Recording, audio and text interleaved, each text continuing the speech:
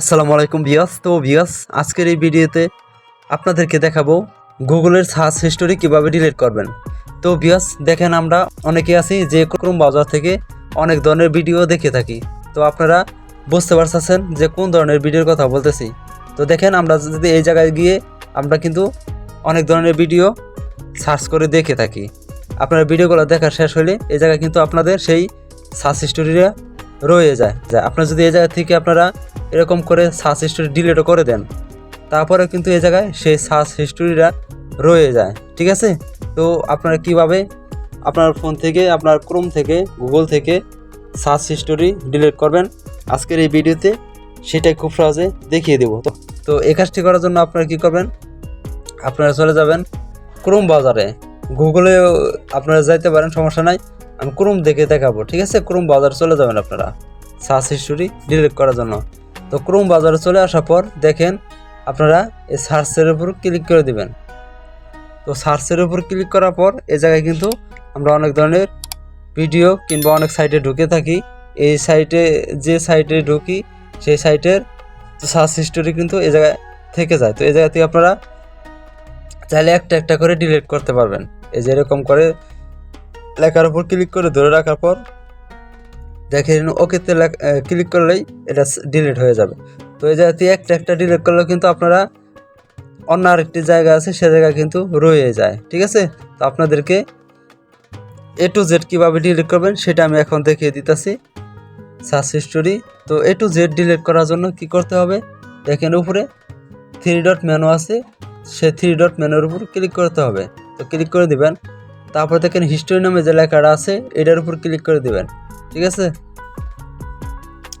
তো এটার উপর ক্লিক করার পর দেখেন আমি কিন্তু এই জায়গায় যত ধরনের সাইটে ঢুকছি, যত ধরনের ভিডিও দেখছি সব কিছু কিন্তু এই জায়গায় আমার রয়ে গেছে। ঠিক আছে? তো এগুলো ডিলিট করার জন্য কি করতে হবে, তো দেখেন একটা একটা করে আপনার এই জায়গা থেকে ডিলিট করতে পারবেন এই ক্রসের উপর ক্লিক করে। ঠিক আছে? এরকম করে একটা একটা করে ডিলিট করতে পারবেন। তো আপনারা যদি চান যে একবারে ডিলিট করবেন A to Z all delete করে দিবেন, তাহলে দেখেন এই ডিলিট এই অপশনটার উপর আপনারা ডিলিট ব্রাউজিং এটার উপর ক্লিক করে দিবেন। ঠিক আছে? তো এটার উপর ক্লিক করলে একটু ওয়েট করতে হবে। তো তারপরে দেখেন এই জায়গা থেকে আপনারা কি করবেন, সবার উপরে এই অল এই লেখার উপর আপনারা ক্লিক করে দিবেন। তো অল এই লেখার উপর ক্লিক করার পর দেখেন আপনি মানে কতক্ষণের সার্চ হিস্টোরি ডিলিট করতে যেতেছেন। তো দেখেন 15 মিনিট আগে যা দেখছেন, যা সার্চ করছেন সেটা ডিলিট হবে। এই যে 15 মিনিট এটার উপর যে আপনারা ক্লিক করে দেন, তারপর দেন 24 ঘন্টা আছে, 7 দিনের আছে, 4 সপ্তাহ আছে, তারপরে অল সার্চ হিস্টোরি ডিলিট করতে চাইলে তারপর দেখেন অল লেখা আছে, এটার উপর ক্লিক করে সার্চ হিস্টোরি আপনারা ডিলিট করতে পারবেন। তো দেখেন আপনাদেরকে সাপোজ বোঝানোর জন্য আমি 1 সপ্তাহটা দেখাইতেছি, এই 7 দিনেরটা দেখাইতেছি।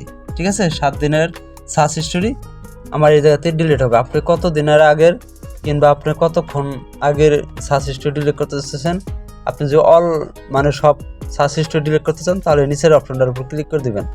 ঠিক আছে? তো দেখেন আপনাদেরকে আমি এই 7 দিনের সার্চ হিস্টোরি আমি ডিলিট করে দেখাবো। তো 7 দিন এটা সিলেক্ট করার পর দেখেন এই নিচে এই যে এই ডিলিট অপশনটার উপর ক্লিক করে দিতে হবে। তো আমি ক্লিক করে দিলাম। ক্লিক করার পর আবার এই ডিলিটের উপর ক্লিক করতে হবে। তো ক্লিক করার পর দেখেন একটু লোডিং নেবে। আমি 7 দিনের ভিতরে যত যা সার্চ করছি সার্চ হিস্টোরি কিন্তু চলে যাবে।